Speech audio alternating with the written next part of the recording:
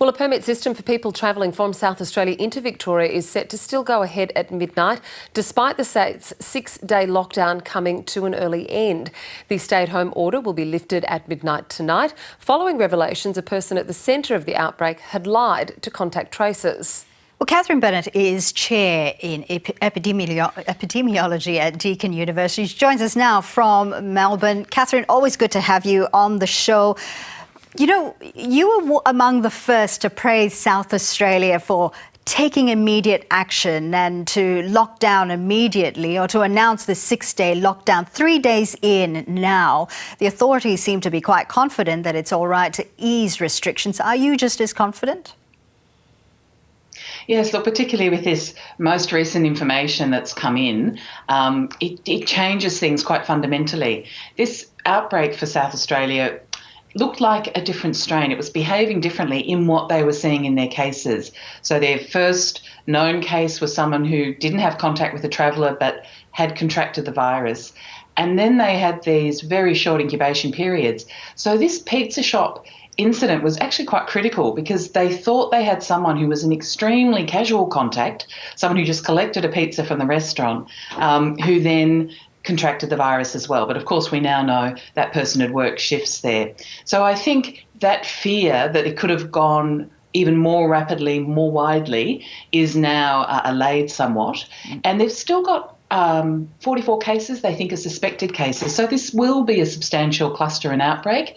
But this extra day, you know, hopefully they'll continue to get these low positive results back, and to know they've found the margins of the cluster. That's the key thing. And if they know that, then they're less worried about there being wider spread community. So that means that, yeah, they've got this. South Australia decided on this lockdown with just under 20 cases. They were praised for the quick action, but then there was also criticism. Many described it as being a knee-jerk reaction. Do you think this is the new normal? As soon as there's a case, case numbers grow beyond 10, the state locks down, or there's a hotspot and the hotspot locks down. Is that what we're looking at going forward? I don't think it's just a numbers game. I think, like in Victoria, it's all about the narrative behind the cases. And as I was just saying, I think the narrative was more concerning because they thought they had something that was much more highly transmissible than they'd seen before.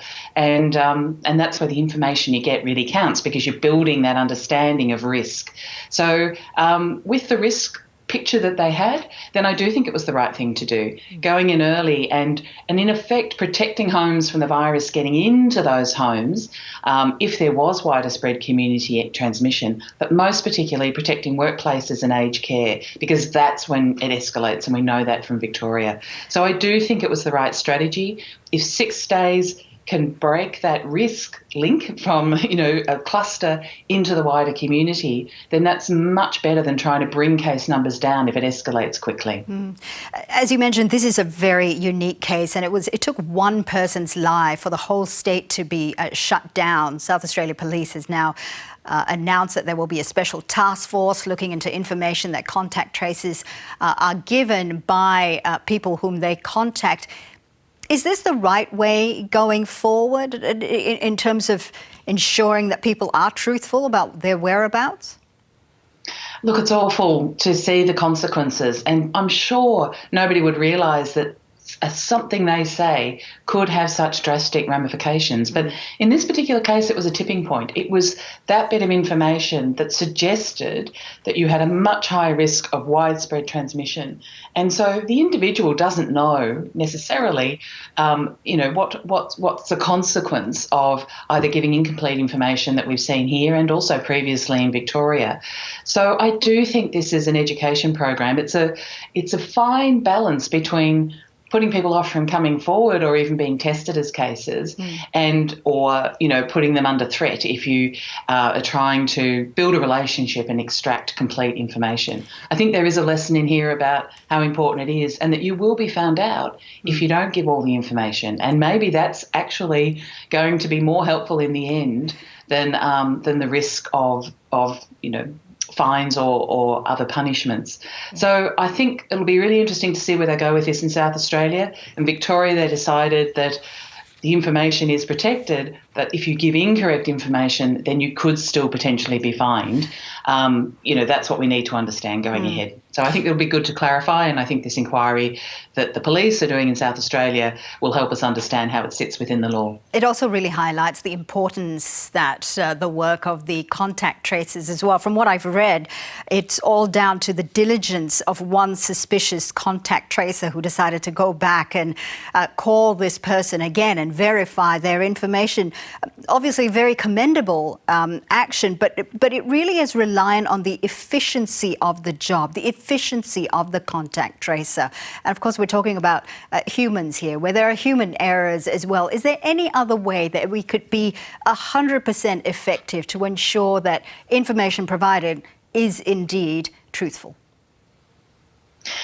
Look, in a way, it's the human element that found this out. If something was more automated and someone was just allowed to put their information in and you didn't have that person with that niggling doubt. This whole story in Adelaide comes down to human decisions, really. And at the end of the day, we wouldn't have even known about the cluster when we did if that doctor at the hospital hadn't decided, even without the patient ticking all the boxes, but that first identified patient was tested for COVID really because that doctor, there was just something that made him put that request in. And so it comes down to human read on when things don't sit quite right or when you weren't particularly comfortable with the conversation you had, if you had that sort of second sense that something had been withheld. So I think the human element can actually make the difference here. But I do think there has to be very clear understanding of the ramifications if you don't give all information that needs to be made clear to people. But you've got to do that and still build the relationship that allows you to work with that person to actually unpack their history so you understand what's going on. So it's great. The person went back.